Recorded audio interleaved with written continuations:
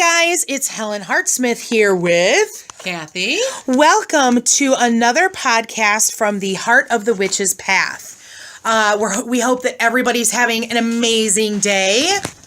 I know I have. I worked today, so I wouldn't exactly call it amazing, but I got to have dinner with my husband, so yay. That's amazing. Yeah. That's always amazing. So, welcome to episode 306. And this episode is all about a question that we received.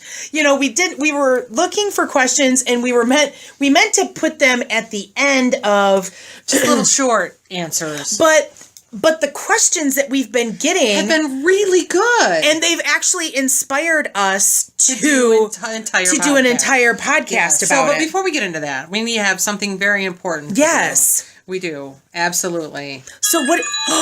Oh my gosh. It's time for the Correspondence of the Week. So... Okay, I think that's the first time that we've ever looked at each other while we've sung like idiots. Wow. Oh my gosh. It's been a while since we did a podcast, but my voice is back now. Yay. Yay. So we can actually do one without, So this episode's correspondence we chose for a very specific reason that will become clear when we tell you what this podcast is about. But let's cover the correspondence. Right. So we chose the amethyst stone. Right. And so amethyst is, of course, connected with your third eye chakra. Right. It is a stone that corresponds with that.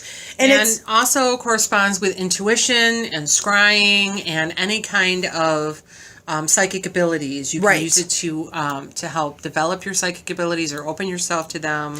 And I've always linked amethyst. I have an amethyst that I got when I was in high school. Mm-hmm. Okay. And this amethyst was my first foray into purchasing anything that was kind of new agey or whatever.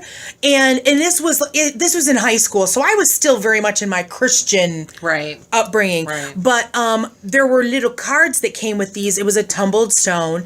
And so it had to do with spirituality. Right. And so that's what I have always linked amethyst with, is that connection to your belief system, your spirituality, your, how you see the world. Right. So, that will become important in a few minutes. Right. So that was the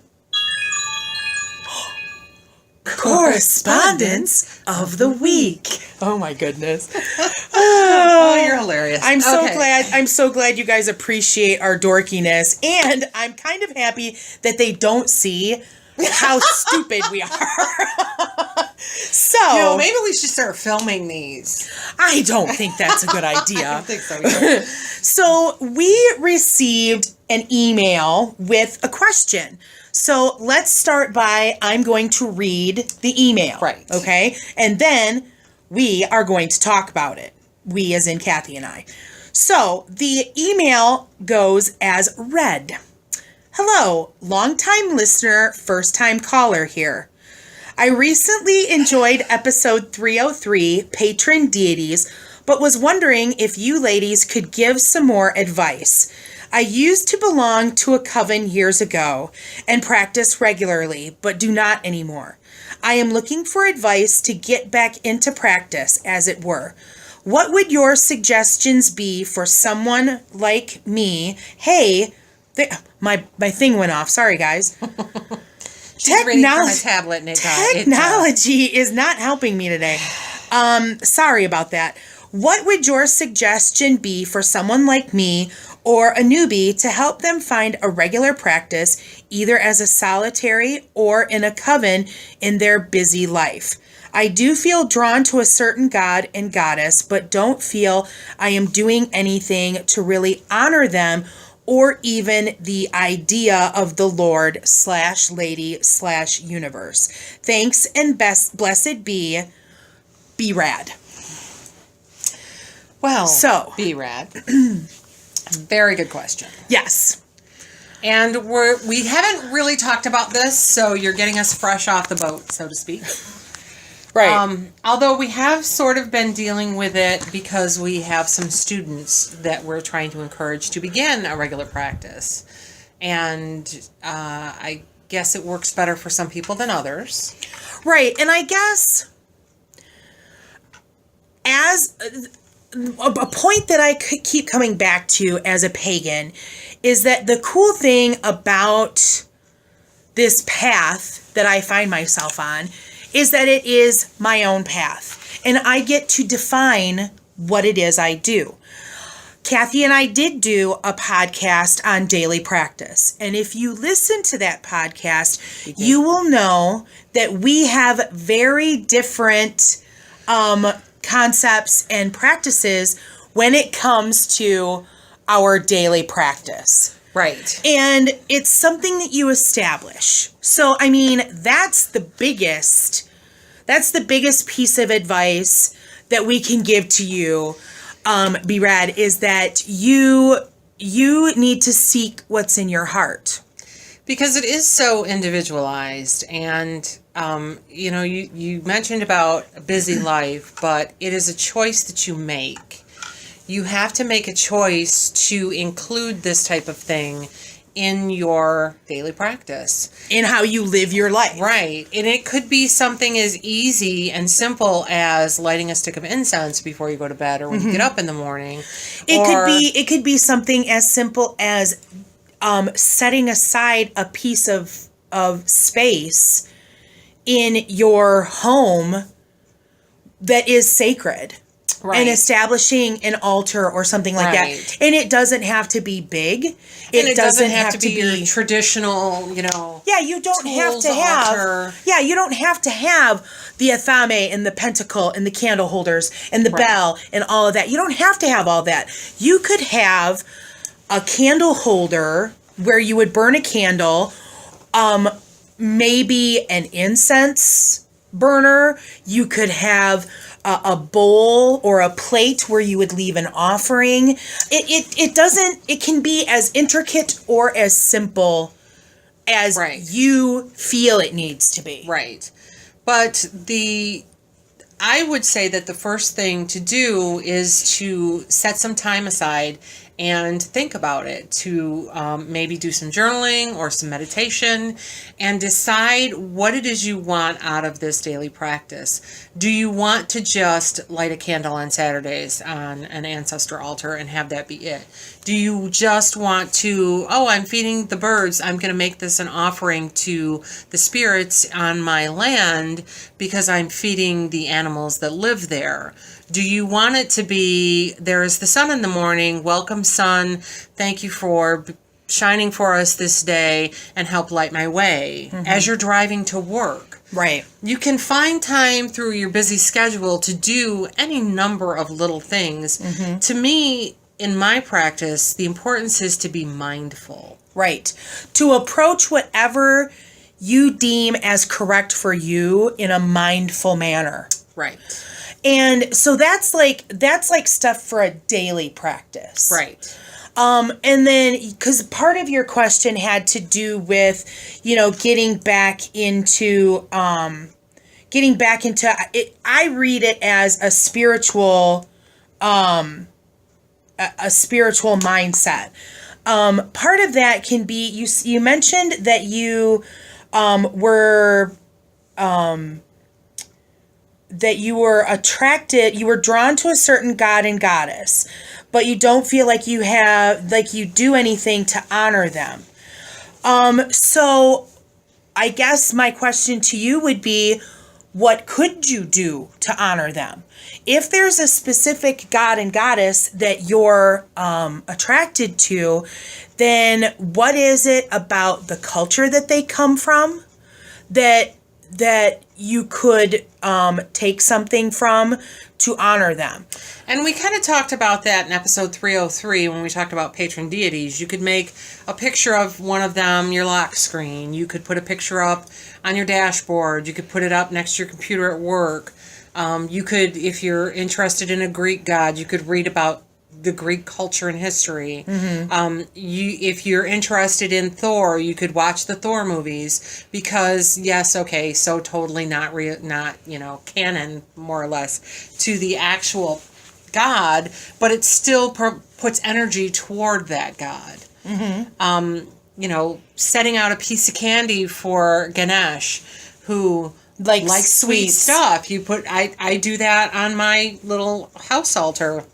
I have a statue of Ganesh and a statue of the Green Terra, and I will either light a candle on, when I'm home long enough to watch it, or I'll put a piece of chocolate in there, or I'll put a piece of jerky or something, and it doesn't take very long. I just, okay, here's a piece of candy. I'm not going to eat it. I'm going to put it here. Right. And some of the things that I might do for the deities that I work with, kind of harken back to not necessarily being a part of their cultural place, but I look at like correspondences. So red is a color that corresponds with Odin Father. So if I'm going to make an offering to him, then I might light a red candle. Right. Or use a red cloth to be the cloth on the altar. Exactly. Right. Because red stones. Because there's gods and goddesses out there that you necessarily can't find statuary of or pictures of or whatever. But if you know somebody who can draw, then you could talk to them and have them draw you something. Or I'm not going to say for all or even most, but for many gods and goddesses, there are pictures out there on the internet, and you could download one and print it and put it up somewhere. Right. So those are some things to think about. Another thing too is this particular god and or goddess that you're drawn to, what do they control? And what could you do to connect on that level? So for instance, Odin Father is known as the Wanderer. So one thing that I might do to try to connect with him or whatever is maybe I travel. Right. Maybe I wander. Right. And, take a drive on some back roads and ask him, is there something that I should witness or something that I could connect to? Right. If you're connected, if you're feeling drawn to someone like we talked about Hephaestus in one of the top 10s that we just recorded, he was a silversmith, and so is Bridget. So maybe crafting is a way to honor that deity. And stuff. Like Bast is the goddess of cats, so rescue cats or have a cat. Right. Or if you're drawn more to dogs and like Hecate, then, have dogs or wolf, well, okay, you can't own a wolf, but... Well, yeah. But something along those lines. Along that, you don't... I have cats, and my cats are just lap kitties, and we baby them and everything, and by honoring the animal that is sacred to my goddess, I'm honoring my goddess. And there's a lot of different things that you can do. Again, I'm sure you listened to 303 because you mentioned it. So look at those things, but those are deity related. So if you're looking to get back into a regular practice with people, because you said you were in a coven at one point, right? So I know that it's still hard to find groups, but they're out there. And if you are having difficulty finding a group, then maybe what you could do, either as someone who wants to return to a practice or someone who is a newbie, maybe that is a perfect subject for a spell. Right. To find a group to help find that you could become a part of. Right. And maybe by putting that energy out there, you will then, that energy will interact with people, and then maybe there is a message or an invitation that will come to you that might bring you into a group setting. Right. And it's a lot easier to find groups nowadays than it was when we first started, Oh, yeah. Definitely. Yeah, because when I first started, there was no internet. So, there's all kinds of Facebook groups and Tumblr groups and Yahoo what's the other one? Yeah, the Yahoo groups. Where you post this at. Shit, words are not working. YouTube? YouTube, where you could get ideas from. There's, just in our area, I know of at least 2 Facebook groups. So if you search, you can find those. One thing that we did, because we have people that we, in our covenant, and we have each other, but we wanted to open up to other people in our area. So one thing you could do is, if you can't find a group, start one. And then there's things like Pagan Pride Day, and a lot of areas have pagan picnics. Look for your local New Age store, if there is one, and see if they know of any groups. I know there's a store in Flint that does classes periodically, and I wish we lived closer, or I worked in Flint, because I would attend them, but just doesn't work out. So there are a lot of, it depends on how far you want to reach out for that, because it's hard to connect to people on the internet for some people. Right. Yeah, and some people need that, that physical interaction. Right. And some people don't want it, and it's easier on the internet. It just depends on the person.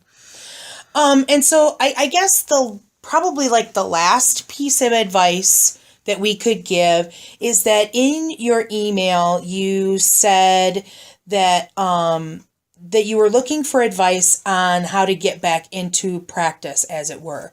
And my biggest piece of advice is to jump in.